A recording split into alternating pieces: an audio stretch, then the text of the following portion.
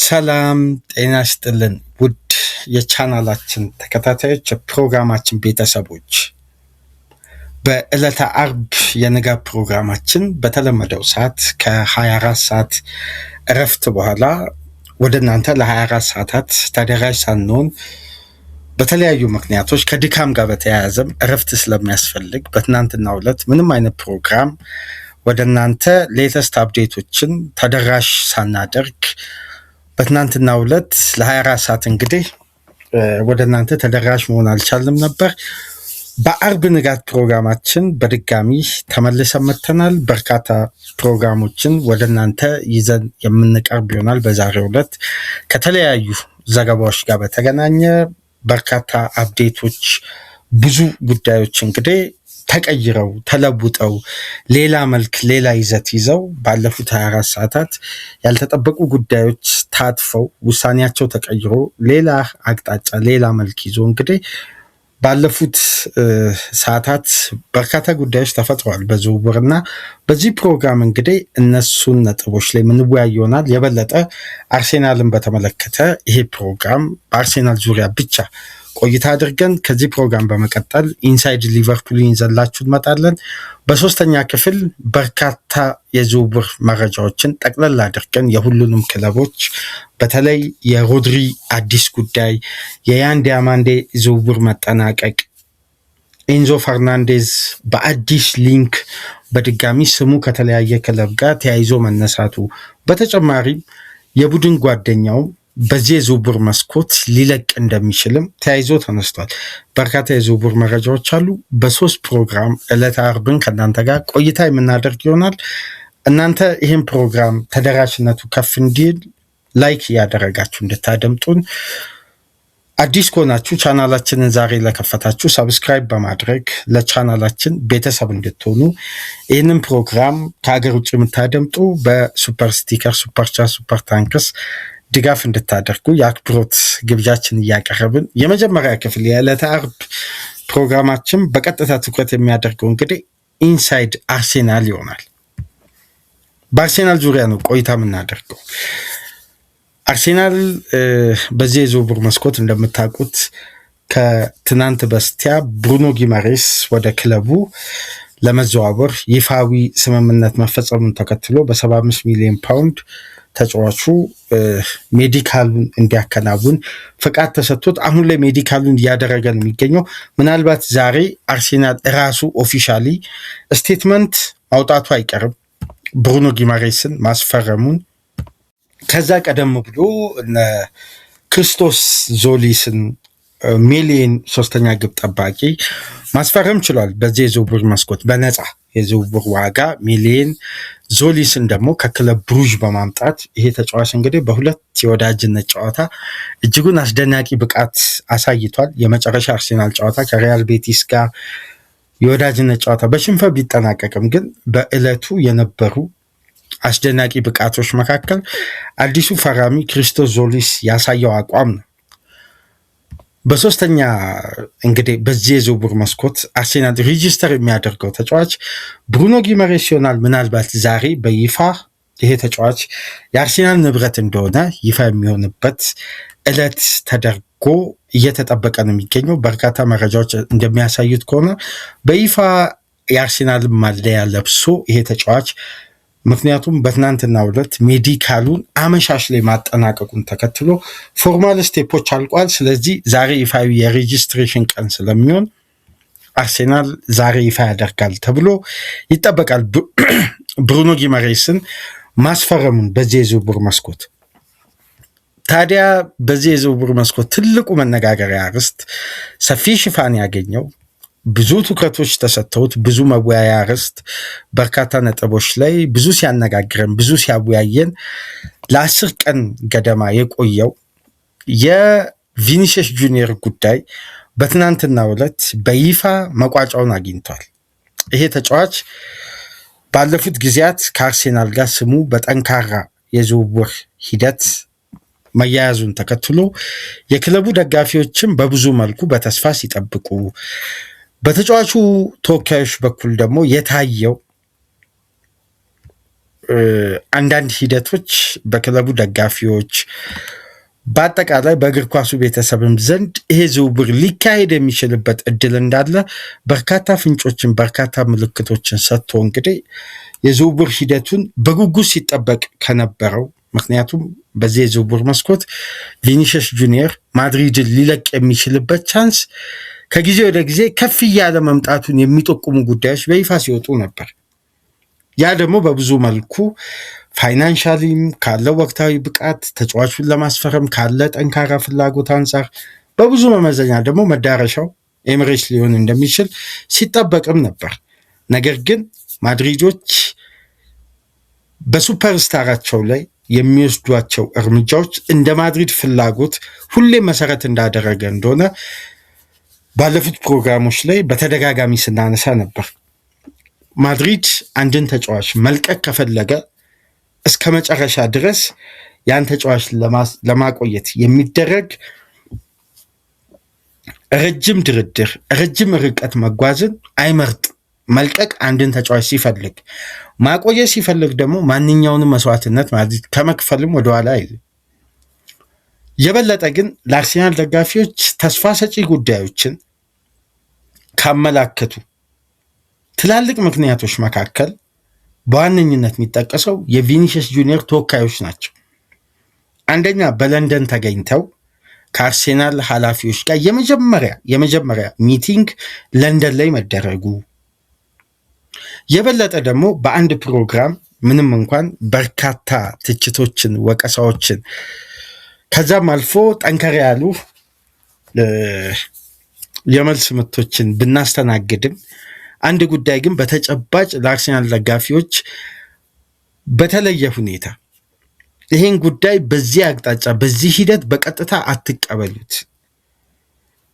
መረጃው ምንጭ እውነት ሊሆን ይችላል፣ ግን የጉዳዩ ሂደት ይሄ የመረጃ ምንጭ ባወጣው ዘገባ ደረጃ አይደለም።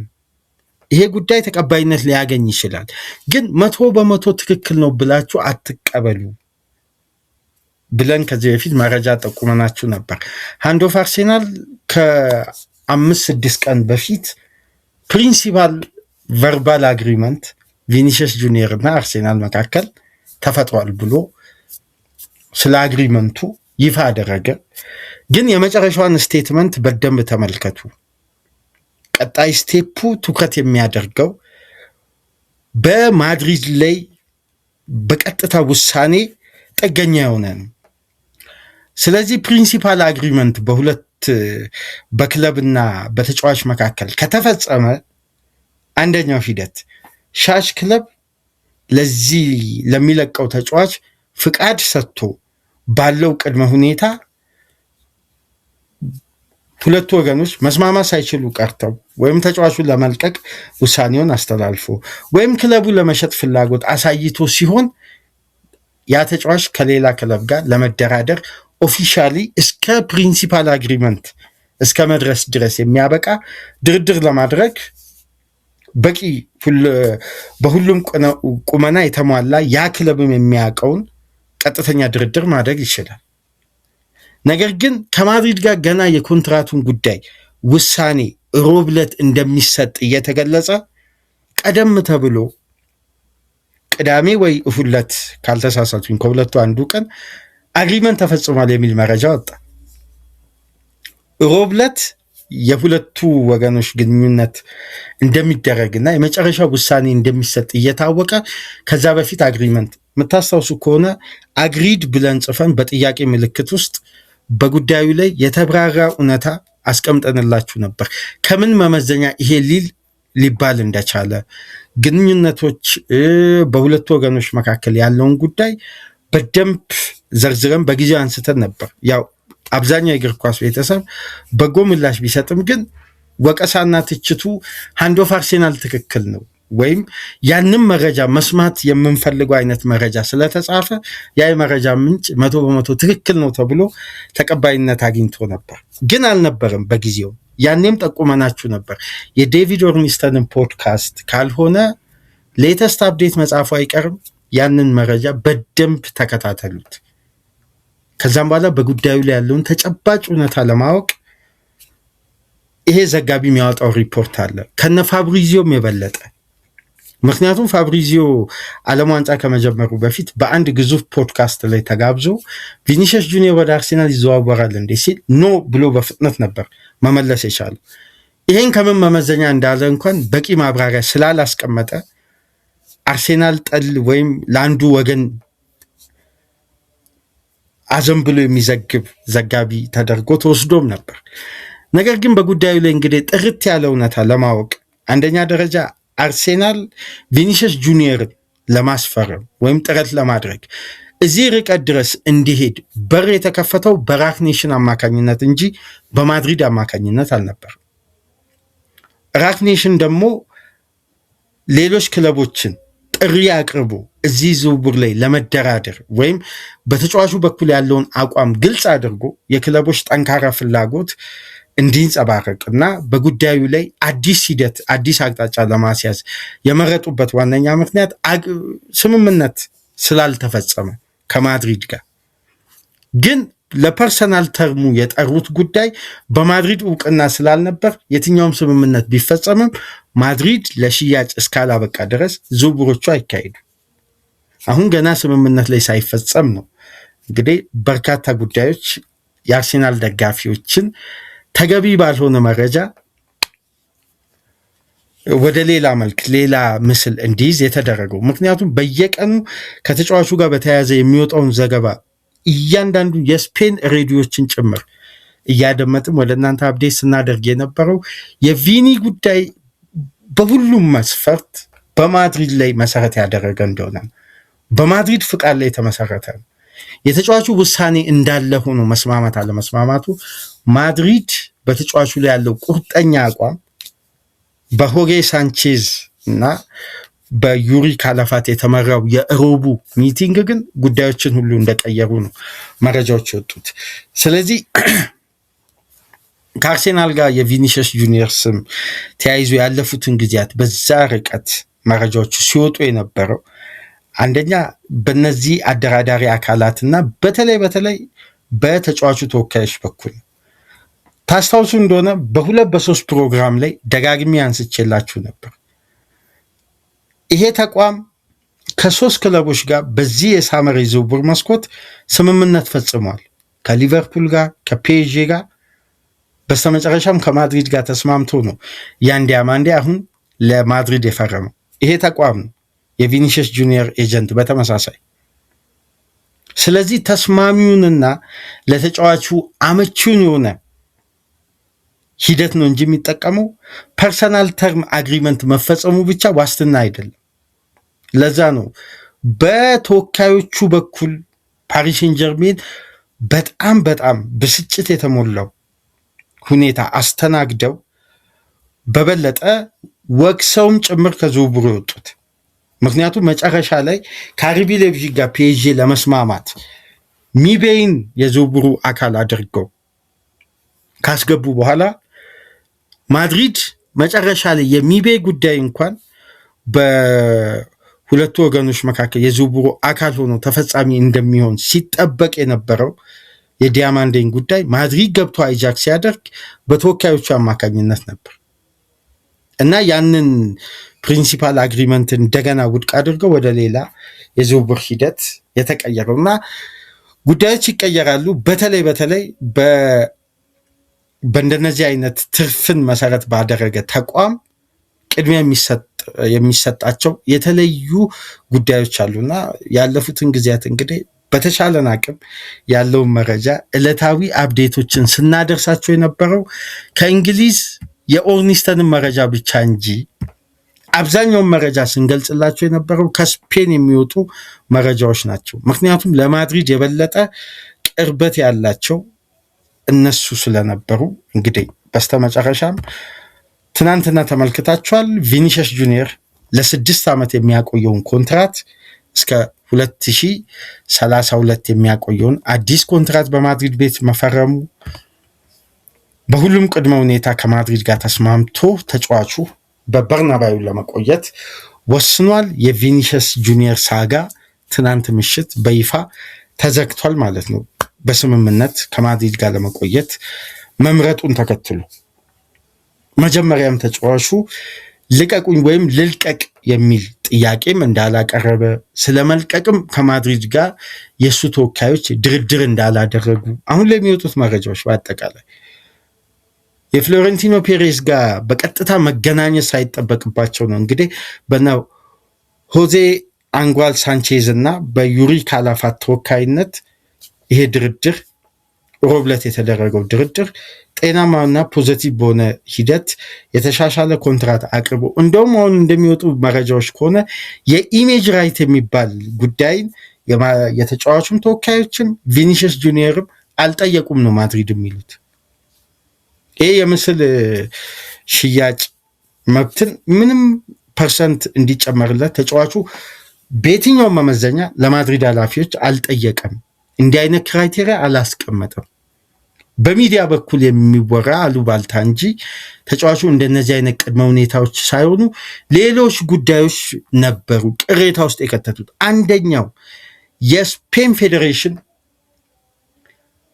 ለተጫዋቹ እየሰጠ ያለው ከቨር በየሜዳው ከሚገጥመው ጠንካራና አጸያፊ ዘረኝነት ጋር በተያያዘ ተጫዋቹ በሊጉ ለመዝለቅ እንደነዚህ አይነት ዋስትናዎችን በአስተማማኝ ሁኔታ መፈለጉን ተከትሎ የማድሪድ ኢፈርት የተሻለ እንዲሆን ተጫዋቹ አጽንኦት ሰጥቶ የሚፈልገው ጉዳይ እንደሆነም ገልጿል። ሌሎች በርካታ ነጥቦች አሉና ለማንኛውም የቪኒሲየስ ጁኒየር እና የአርሴናል ፋይል ከትናንት ወዲያ በተደረገው ድርድር ትናንት ምሽት ይፋ በወጣው ማድሪድ ራሱ ባወጣው መግለጫ መሰረት ፋይሎቹ 100% ተዘግተዋል ማለት ነው። ስለዚህ አርሴናል አሁን በገበያ ላይ አማራጩ ማሰስ አስገዳጅ ነበር። ስለዚህ ከዚህ በፊት ሲከታተላቸው የነበረ ቅድሚያ የሰጣቸው በዚህ የዝውውር መስኮት ከቪኒሲየስ ጁኒየር በተመሳሳይ በገበያ ላይ አርሴናል ሲከታተላቸው ወደነበረው ሌሎች ተጫዋቾች ፊቱን አዙሮ እንግዲህ በጠንካራ አቋም አሁን በቀጣይ አጭር ጊዜ ነው የቀረው። የዝውውር መስኮቱ ሊዘጋ 25 ቀናት 26 ቀን ብቻ ነው የቀረው። በእነዚህ ቀናት ውስጥ በፍጥነት አርሴናል የግራ ክንፉን ለማጠናከር ቶፕ ተጫዋች ሆነ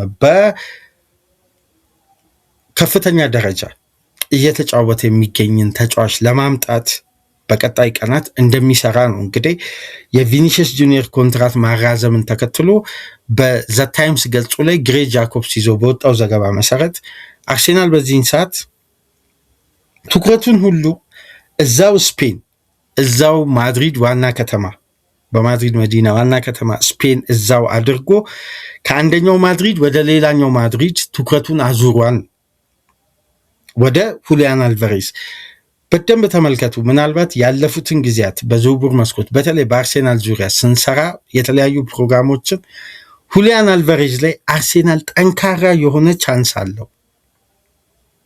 ይሄ ተጫዋች በሱ በኩል ያለውን አቋም አርሴናል የመቀየር ሂደትን የሚችል ከሆነ የተጫዋቹን አቋም የተጫዋቹን ፍላጎት ማስቀየር የሚችል ከሆነ ሁሊያን አልቫሬዝን ለማስፈረም ከየትኛውም ክለብ የበለጠ አድቫንቴጅ ያለው ለአርሴናል። ምክንያቱም አትሌቲኮ ማድሪድ ለሪያል ማድሪድም ሆነ ለባርሳም በጭራሽ ሁሊያን አልቫሬዝን መሸጥ አይፈልግም። ይሄ አቋሙን በተደጋጋሚ የክለቡ ሲኢኦ፣ የክለቡ ስፖርቲንግ ዳይሬክተር፣ ትላልቅ ሼር ሆልደሮችም ጭምር ይሄን ጉዳይ ወጥተው በሚዲያ ደረጃ ያወራሉ። እነ ሁዋን ላፖርታ ደግሞ በሌላ ጋዜጣዊ መግለጫቸው፣ የተለያዩ ፕሬስ ኮንፈረንሳቸው፣ ኢንተርቪያቸው ላይ ሁሊያን አልቫሬዝን እንደሚያስፈርሙ ያላቸውን ተስፋ ደግሞ በተደጋጋሚ ይገልጻሉ። አስታሞም ቢሆን ታክሶም ቢሆን ተለማምጠውም አትሌቲኮ ማድሪድን በተለያየ መንገድ አሳምነው ለማምጣት የሚያደርጉትን ጥረት አሁንም አላቋረጡም። እንደውም ያለፈው ሳምንት ቅዳሜ አንድ መረጃ ስንመለከት ነበር። ዴኮ በማድሪድ ዋና ከተማ በቀጥታ ከአልሜና ጋር ፊት ለፊት ተገናኝቶ ሁዋን አልሜና የሁሊያን አልቫሬዝ ኤጀንት ፊት ለፊት ተገናኝተው ተደራድረው ነበር። አሁን ባለው ሁኔታ ግን አትሌቲኮ ማድሪድ የሀሳብ ለውጥ አለ። የሀሳቡ ለውጥ ምንድነው? ለተቀናቃኝ ክለቦች የመሸጥ ምንም አይነት ፍላጎት የለም። ነገር ግን ከስፔን ውጭ ላሉ ክለቦች ፕሮፖዛሎችን በድጋሚ መመልከት ይፈልጋል። የሚቀርብለትን። ምክንያቱም ባለፉት ቀናት ይቅርታ፣ አሁንም በተደጋጋሚ ይሄን ከአንድ ቀን በፊት ለህትመት የበቃውን ይሄን ጋዜጣ ተመልከቱት። በሞንዶ ዲፖርቲቮ ዋና ለካታሎኛ ቅርበት ያለው ትልቅ ሚዲያ ነው፣ ትልቅ ዕለታዊ ጋዜጣ ነው። በሰሞኑን ከ2-3 ቀናት በፊት ሁሊያን አልቫሬዝ እና ዲየጎ ሲሞኒ ፊት ለፊት ተገናኝቶ የመነጋገር አጋጣሚ ተፈጥሮ ነበር። ይህንን ተከትሎ ለአሰልጣኙ ለዲየጎ ሲሞኒ ያለውን አቋም በግልጽ አሳውቋል። ተጫዋቹ መልቀቅ እንደሚፈልግ አትሌቲኮ ማድሪድ ቀደም ብሎ ሚዲያ ላይ ያሳወቀ፣ አሁን ለክለቡ የበላይ ኃላፊዎች ለአሰልጣኙ ጭምር ተጫዋቹ በግልጽ አስቀምጧል። አርሴናል እዚህ ዝውውር ላይ ትልቅ ፈተና የሚገጥመው ክለብ ከክለብ ጋር በሚያደርገው ድርድር አይደለም። ምክንያቱም ከባርሳ የተሻለ ክፍያ ማቅረብም ይችላል፣ መክፈልም ይችላል ካለው የፋይናንስ ጥንካሬ አንጻር። ባርሳ ያለበት የፋይናንስ አወጣጥ ደንብ ከባድ ፈተና ውስጥ እንዳለ ታውቃላችሁ። አሁን ሁሊያን አልቫሬዝን ለማስፈረም ባርሳ መሸጥ ሳይፈልግ ፈርናን ቶሬስን ለፒኤስጂ ለመሸጥ ሊገደድ ነው። በዛ በኩል ደግሞ ሮድሪን ለማምጣት 60 ሚሊዮን ፓውንድ እስከ 70 ሚሊዮን ዩሮ አካባቢ እንዲከፍሉ ተጠይቀዋል። ሮድሪ እና ባርሳ በግል ጉዳይ መስማማታቸው በትናንትናው ዕለት አዲስ ያልተጠበቀ መረጃ ወጥቷል። ስለዚህ አሁን ጉዳዮች ሁሉ ለባርሳ ፋይናንሻሊ አትሌቲኮ ማድሪድ በ100 ሚሊዮን ዩሮ አልሸጥም፣ በ120 ሚሊዮን ዩሮ 500 ሚሊዮን ዩሮ ነው ሪሊስ ክሎዙ። በእርግጥ 500 ሚሊዮን ዩሮ ሪሊስ ክሎዙ ይሁን እንጂ በዛ ዋጋ እንደማይሸጥ ይታወቃል። ግን መጀመሪያ ካቀረቡት ዋጋ በደንብ አሻሽሎ እንዲመጡ ይፈለጋል። ያንን ደግሞ አሻሽሎ ለማምጣት ባርሳ አሁን ላይ ጠንካራ የፋይናንስ ሁኔታ ውስጥ አይደለም የሚገኘው። ተጫዋቾችን መልቀቅ አለበት፣ ተጫዋች መሸጥ አለበት። ይህንን ተከትሎ የሚያወጣው ኢንቨስትመንትን ማመጣጠን አለበት። የበለጠ ሮድሪን የሚያስፈርሙ ከሆነ ተጨማሪ ተጫዋቾች ከክለቡ መሸጥ አለባቸው። ይህን ደግሞ ለማድረግ ባርሳ በትክክልም ከአትሌቲኮ ማድሪድ ዋስትና ይፈልጋል። ምክንያቱም ተጫዋች ከሸጠ በኋላ ገንዘቡን አዘጋጅቶ ለስምምነት ቢመጣ እንኳን በአትሌቲኮ ማድሪድ ተቀባይነት ያገኛል ወይ የሚለው ጉዳይን ከግምት ውስጥ በማስገባት፣ ምክንያቱም የአትሌቲኮ ማድሪድ አቋም እስከ ዛሬዋ ቀን ድረስ ይህም ፕሮግራም እስከምታደምጡበት ድረስ ትናንትናም እነ ዳሪዮ ስፖርትም እነ ዳሪዮ አስም ማርካም እንደሚሉት ከሆነ ለባርሳ እንደማይሸጡ ነው። ይሄ ደግሞ ለአርሴናል አዲስ ተስፋ ነው። ተጫዋቹን ግን የማግባባት ትልቅ ኃላፊነት አለባቸው። ሁሊያን አልቫሬዝ በዚህ የዝውውር መስኮት የአርሴናል ትልቅ ኢላማ እንደሆነ ይታወቃል።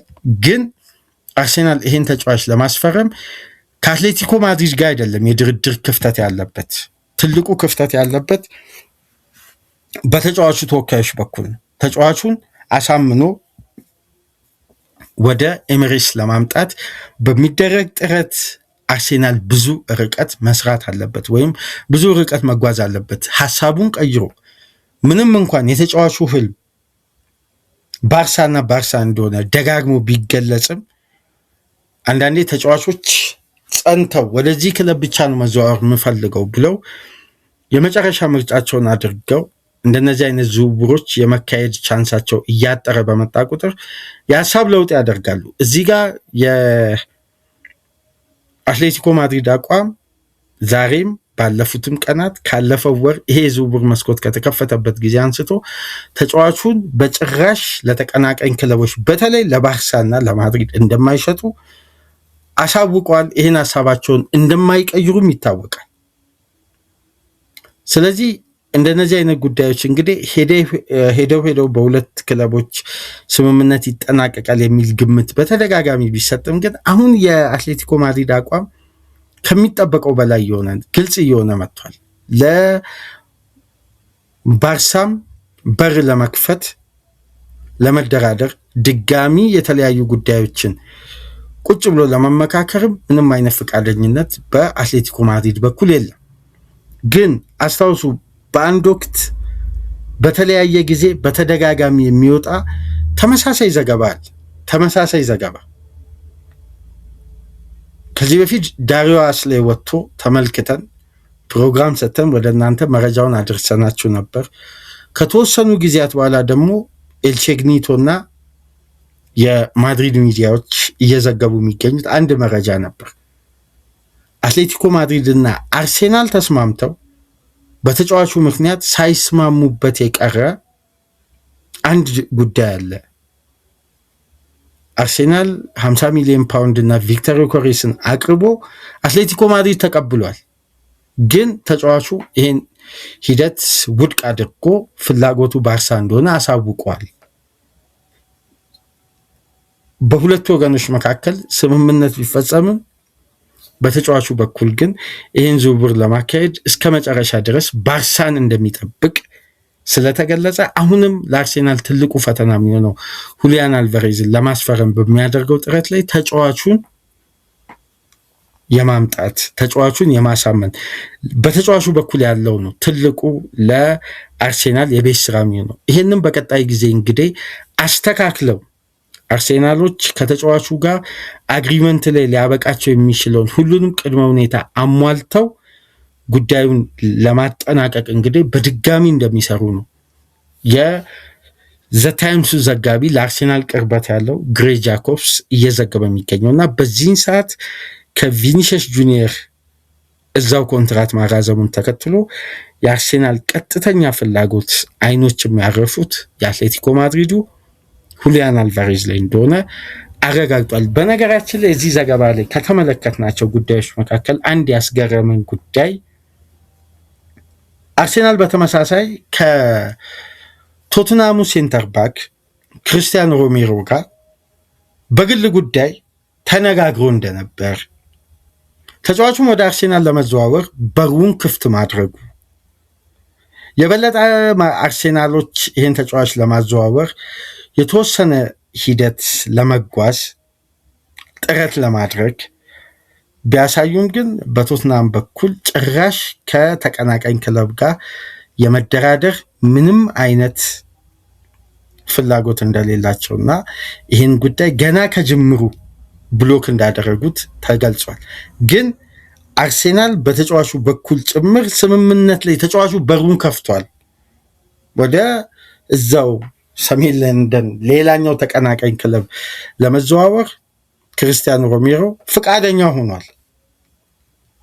ግን በኋላ ላይ አርሴናል ወደ ቶትናም ሂደቶችን ለመጀመር ለመደራደር ያደረገው የመጀመሪያ ጥረት በፍጥነት መቋረጡና ቶትናም በጭራሽ ለመደራደርም ፍላጎት እንደሌለውና ለተቀናቃይ ለደርቢ ለመሸጥ ምንም አይነት ፍላጎት እንደሌላቸው ገልጸው ከዛም በኋላ ነው እንግዲህ የአትሌቲኮ ማድሪድ ጠንካራ ፍላጎትና ድርድር ሁለቱም ወገኖች ለስምምነት ሊያበቃ መቃረቡ እየተገለጸ ነው የሚገኘው። ግን ከዚህ በፊት እንደምታስታውሱት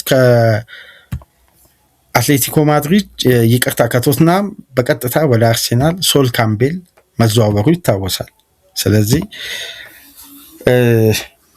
ይሄ ጉዳይ እንግዲህ የተለየ ትዕይንት ከረጅም ጊዜ በኋላ ሊሆን ይችላል ተብሎ ተገምቶ ነበር። ግን አሁን አትሌቲኮ ማድሪድ ይሄን ተጫዋች የማስፈረም ሰፊ ቻንስ አለው። ነገር ግን አርሴናል ይሄን ተጫዋች የማስፈረም ጠንካራ ፍላጎት እንደነበረውና በተጫዋቹ በኩልም ድርድር አርጎ እንደነበር ግሬ ጃኮብስ እዛ ጋር አያይዞ ጽፏል። ሌላኛው ጉዳይ አርሴናል በዚህ የዝውውር መስኮት ሌላኛው የተከላካይ ክፍል ጠንካራ ፍላጎት ያለው እንደምታውቁት ኤዝሪ ኮንሳ ነው። 28 ዓመቱ ነው። 2 ዓመት ኮንትራት ነው የቀረው። ነገር ግን አሁንም አስቶን ቪላ ለዚህ ተጫዋች የሚጠይቀው ክፍያ 60 ሚሊዮን ፓውንድ ነው። ይህን ክፍያ የማይቀንስ ከሆነ አርሴናል በኤዝሪ ኮንሳ ያለውን ፍላጎት አንስቶ ወደ ሌሎች አማራጮች የመመልከት አስገዳጅ ሁኔታ ውስጥ የሚገባ ይሆናል ብለውም እዛ ጋር አያይዘው ዘግቧል። ነገር ግን አርሴናል በግራ ክንፍ በኩል የሁሊያን አልቫሬዝ ዝውውር ገፋ ብሎ የማይሄድ ከሆነ በቀሪ ቀናት ከሚመለከታቸው ሌሎች ተጫዋቾች መካከል ተብሎ እዚህ ጋር ዝርዝር ተቀምጧል። ግን በእያንዳንዱ ዝርዝር ውስጥ ደግሞ የተቀመጡ ተጨማሪ ተጨባጭ ጉዳዮች አሉት። አንደኛው ከናን ይልዲዝ ነው የጁቬንቱሱ። ሌላኛው ተጫዋች ኒዴይ ነው። ኒዴይም ይላሉ የኤቨርተኑ። ከዛ ውጪ ደግሞ ብራድሊ ባርኮላ ነው። ነገር ግን በእያንዳንዱ ተጫዋች ስር ከተቀመጡ ዝርዝር ጉዳዮች መካከል የብራድሊ ባርኮላ ጉዳይ ላይ አርሴናል ባለፈው ወር ጁላይ መጀመሪያ ላይ የዚህ ተጫዋች የድርድር ሂደት ከሌላኛው ተቀናቃኝ ክለብ ከሊቨርፑል ጋር ሳይጀምር በፊት በነበሩ ጉዳዮች ላይ ቢሆን ኖሮ አርሴናል ይሄን ዝውውር ላይ ገፍቶ የሚሄድ ቻንስ ነበረው አለ ግሬ ጃኮብስ። አሁን ግን ባለው ሁኔታ እንኳን ለፒኤስጂ ተስማሚ ክፍያ ቢያቀርብ እንኳን ተጫዋቹ ምርጫውን ስላሳወቀ ነው ሊቨርፑልም ከፒኤስጂ ጋር ድርድር የጀመረው። አርሴናል ደግሞ ኦፕሽን ነው እንጂ የያዘው ተቀዳሚ ኢላማ አላደረገም። እንዲህ አይነት ጉዳዮች ደግሞ ተጫዋቾች አማራጭ ሆነው ወደ ክለብ መዘዋወር አይፈልጉም። ምርጫ አድርገው እነሱን ፈልገው ወደመጡ ትኩረታቸው እነሱ ላይ ብቻ ባደረገ ክለብ ላይ የጸና አቋም ይዘው ምርጫቸውን ያሳውቃሉ። እና አርሴናል በሁለት መመዘኛዎች ናቸው ወደ ብራድሊ ባርኮላ አይመለስም ብሎ ግሬ ጃኮብስ እዛ ጋር የዘገበው። ኦፕሽኖች ውስጥ አሉ፣ ግን ይሄ ዝውውር የመካሄድ ቻንሱ ጠባብ ነው በማለት ያስቀመጠበት ሌሎች ምክንያቶች ውስጥ፣ በሌላ በኩል ደግሞ አርሴናል ለዚህ ተጫዋች ሬት ያደረገው ወይም ይገባዋል ብሎ ያወጣው ክፍያ ከ77 እስከ 80 ሚሊዮን ፓውንድ ነው። ፒኤስጂ አሁን ለሚፈልገው ደግሞ ከ130 ሚሊዮን ፓውንድ በላይ ነው። በጣም ሰፊ ጋፕ አለ። ስለዚህ አርሴናል ይህን ክፍያ ለመክፈል ለዚህ ተጫዋች ከቀሪ ኮንትራቱ ጋር ካለው ስታተስ ጋር በተገናኘ ይህን ያክል የኮንትራት ማፍረሻ ክፍያ የመክፈል ፍላጎት ስለሌለው ወደ ሌሎች አማራጮች ያዘነብላል። ምናልባት አርሴናል በቀጣይ ቀናት አዲስ የሆነ ፍላጎት በሌሎች ተጫዋቾች ላይ አንጸባርቅ ይሁን አብረን በጋራ ምንመለከተው ነው። ግን አሁን ባለው ሁኔታ ከሆነ ሁሊያን አልቫሬዝ ላይ አተኩራል። ነገር ግን አንድ ጉዳይ እዚህ ጋር አያይዞ ለማንሳት አርሴናል ቪኒሲየስ ጁኒየር ላይ የበለጠ ትኩረቱንና ኢፈርቱን ማድረጉ አርሴናልን ዋጋ እንዳያስከፍለው ግን ያሰጋል። አሁን ይሄ ተጫዋች እዛው ለመቆየት መወሰኑን ተከትሎ አርሴናል ወደ አማራጮቹ ሄዷል። መጀመሪያ አማራጩ መጠቀም የሚችልበትን የነ ባርኮላ አይነት ዝውውሮች ደግሞ ወደ ሌላ ክለብ አቅጣጫ ቀይረው የበለጠ እየተቃረቡ መጥቷል። ትናንትና እንደተመለከታችሁት ለኤኪፕ ባወጣው መረጃ መሰረት አሁን ላይ ባለው ሁኔታ ፒኤስጂ እና ሊቨርፑል ለመስማማት መቃረባቸውና ስትራክቸራል ተርም አግሪመንት ለመፈጸም እየተደራደሩ ነው። ቀጣይ ቀናት በጣም በጣም ወሳኝ የስምምነት ቀናት ነው እየተባለ መረጃዎች በስፋት እየወጡ ነው የሚገኙት በፈረንሳይ ሚዲያዎች ላይ። ሌሎች ሰፊ አማራጮች እንደምታስታውሱት በተጠናቀቀው ሳመር ውስን የአጥቂ አማራጭ ስለነበር ክለቦች የተፋጠጡባቸው ተጫዋቾች ቁጥር በጣም አጭር ነው። አሁንም በገበያ ላይ ያለው የአርሴናል አማራጭ በጣም ውስን ነው። ለምሳሌ ከናን ይልዲዝን ለማስፈረም አርሴናል የሚያወጣው ክፍያ ከ100 ሚሊዮን ዩሮ በላይ ሊሆን ይችላል። ለዚህ ተጫዋች ከናን ይልዲዝ የበለጠ ቻንስ ሊኖር ይችላል ይህን ተጫዋች ለማስፈረም።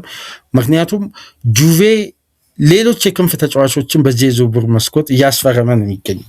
ይሽጥ አይሽጥ ግልጽ የሆነ ነገር የለም። ከዚህ በፊት በነበሩ መረጃዎች ከሆነ ጁቬ መልቀቅ በዚህ የዝውውር መስኮት ምንም አይነት ፍላጎት የለውም። ግን ዩሮፒያን እግር ኳስ አለመኖሩ፣ የዩኤፋ ቻምፒየንስ ሊግ ተሳታፊ አለመሆኑ ምናልባት ይህን ክለብ በከናን ይልዲዝ ላይ አቋሙን ሊቀይር ይችላል። ታዲያ አርሴናል ይህን የግራ ክንፍ ጥያቄን የሁሊያን አልቫሬዝ ዝውውር አሁንም በድጋሚ በሚደረገው ጥረት ጥሩ አመቺ ሁኔታ ካልተፈጠረ ለአርሴናል ይሄ የገበያ ሁኔታ ምናልባት በጠበቀው ቶፕ ክላስ ደረጃ ተጫዋቾችን ላያስፈርም ይችላል። ካለው ገበያው ላይ በጣም ውስን የተጫዋቾች አማራጭ።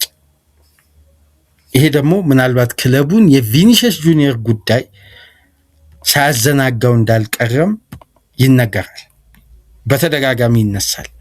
ምክንያቱም የቪኒሲየስ ጉዳይ ለአርሴናል ዋስትና አልነበረውም። ምክንያቱም ጉዳዩ የተያዘው በቪኒሲየስ እጅ ላይ ሳይሆን በማድሪድ እጅ ላይ ነበር። ምክንያቱም ማድሪድ አሻሽሎ ያንን የኮንትራት ሂደት ያቀርባል አያቀርብም በሚል ነበር ውዝግቡ። አቀረበ፣ ተጫዋቹ ተቀበለ፣ ምንም አላንገራገረም። እንደውም ውድቅ አድርጎ በድጋሚ ማድሪድ አቅርቦ ምናምን አይደለም። ሮብ ዕለት በተደረገው ሚቲንግ ኮንትራቱ እንደሚሻሻልና በምን አይነት ተርም እንደሚያሻሽሉ ግልጽ በሆነ መንገድ ለተጫዋቹም ለተወካዮቹ ተጫዋቹም ለዛውን ፊት ለፊት እዛ ስብሰባ ላይ ተሳትፎ በአንጋል ሳንቼዝ አማካኝነት የተመራው ስብሰባ ከአንድ ሰዓት ባልበለጠ ጊዜ ውይይቶች ተደረጉ። በፍጥነት ተጠናቀቀ። ተጫዋቹ ሐሙስ ምሽት ኮንትራት ማራዘሙ መስማማታቸው ውሳኔው በቀጥታ ነው የተላለፈው። ስምምነት ተፈጸመ። ማድሪድም ኦፊሻሊ ይፋ አደረገ ተጫዋቹን እስከ 2032 ኦፊሻሊ ሬጂስተር አድርጎ ለስፔን እግር ኳስ አሳወቀ። ስለዚህ አርሴናሎች አሁንም በገበያ ላይ ያላቸው አማራጮች ምናልባት በቀጣይ ቀናት የሁሊያን አልቫሬዝም የዝውውር ሂደት ወሳኙ ምዕራፍ ይመስላል አሁን ላይ። ምክንያቱም ተጫዋቹ ፍላጎቱ ካልተሟላ በአትሌቲኮ ማድሪድ ሲቆይ ደስተኛ ሆኖ አይደለም። አንድ ክለብ ደግሞ ፍቃደኛ ያልሆነ ተጫዋችና ያንን ማሊያ ለብሶ ረጅም ጊዜ ለመቆየት ደስተኛ ያልሆነን ተጫዋች ይዞ የመቆየት ፍላጎት የለም። ስለዚህ ክለቡ የራሱን ሀሳብ የሚቀይረው ለተቀናቃኝ ክለቦች መሸጥ ሳይሆን ከተቀናቃኝ ክለቦች ውጪ ከስፔን ውጪ ባሉ ክለቦች ላይ ትኩረት አድርጎ ይደራደራል። ያኔም ተጫዋቹ አማራጭ ሲያጣ እንደነዚህ አይነት ሁኔታዎችን ለመቀበል ሊገደድ ይችላል። ያ ለአርሴናል ትልቅ አድቫንቴጅ ይፈጥራል ተብሎ ይገመታል። ግን የቪኒ ጉዳይ ለአርሴናል ትልቅ የዚህ ዝውውር መስኮት መዘናጊያ፣ ክለቡ ትላልቅ አድቫንቴጆችን ምናልባት ከእጁ አስወጥቶ አሳልፎ ሰጥቷል። የበለጠ አርሴናል ባለው ወቅታዊ አቋም ተጫዋቾችን ለማስፈረም በሚያስችል ሂደት ላይ መጠቀም የሚችላቸውን ትላልቅ አጋጣሚዎችን እንግዲህ አልተጠቀምም። የሞርጋን ሮጀርስ ጉዳይ አርሴናል በዋጋ ድርድር ረዘም ያለ ጊዜ መውሰዱ ቼልሲ ዝውውሩን ሃይጃክ አደረገ። ወደ ቪኒሲየስ ጁኒየር ትኩረቱን አደረገ። ቪኒ እዛው ለመቆየት ወሰነ። ስለዚህ አርሴናል በዚህ ዝውውር መስኮት በአማራጭነት የያዛቸው ሁለት ትላልቅ ዝውውሮችን ሳይሳኩ ቀርተዋል። ይሄ ምናልባት ሶስተኛው ኦፕሽን እንኳን ቢመጣ በአርቴታ ምርጫ ላይ ያለውን ትኩረት ተመልከቱ። መጀመሪያ ቦልዶኑ በአርሴናል ስሙ በቀጥታ ተያይዞ ወደ አርሴናል የመምጣት ቻንሱ እጅጉን ከፍተኛ የነበረው እንግሊዛዊው ሮጀርስ አንደኛ የዋጋ ስምምነት፣ ሁለተኛ አርሴናል ዝውውሩ ላይ የተዘናጋበት ርቀትና የድርድሩ መንዛዛት ያመጣው ድምር ውጤት ነው እንግሊዛዊውን ተጫዋች እንዲያጣ ያደረገው። አሁን ደግሞ የበለጠ የቪኒሲየስ ጁኒየር በተጫዋቹ እጅ ባልነበረ ጉዳይ ላይ አርሴናሎች እንግዲህ የተቻላቸውን ርቀት ተጉዘው ለዛውም ለተጫዋቹ ማንኛውንም አይነት እሱ የሚያስቀምጠውን ቅድመ ሁኔታ ለመክፈል አስተማማኝ የሆነ ዋስትና ሰጥተውት በስተመጨረሻም ግን ተጫዋቹ እዛው ለመቆየት እዛው ኮንትራት ለማራዘም ነው ውሳኔ ያስተላለፈው።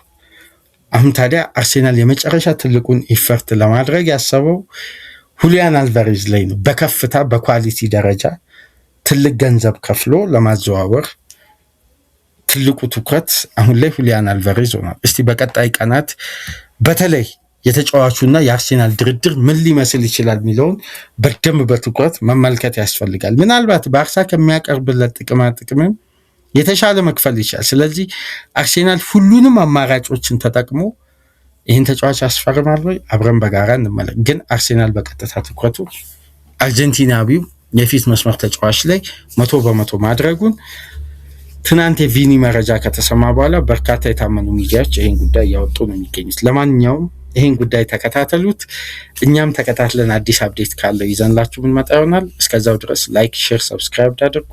ከሀገር ውጭ የምታደምጡ ድጋፍ አድርጉ። ኢንሳይድ ሊቨርፑልን ይዘን እንመጣለን። ሰላም ቆዩ።